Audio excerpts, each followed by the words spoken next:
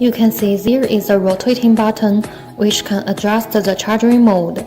To the left is a slow charging mode, can charge 4 batteries at the same time at 15 ampere. When the knob is in the middle, it will become the standard charging mode, which can charge 2 batteries at 30 ampere. When it is rotated to the right, the charger can charge 1 battery and the current will reach 60 ampere, fully charge one 22,000 mAh battery in just 20 minutes.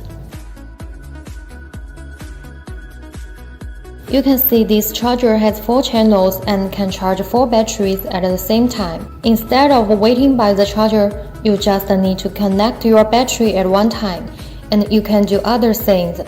The smart charger automatically adjusts the charging current when multiple channels are used.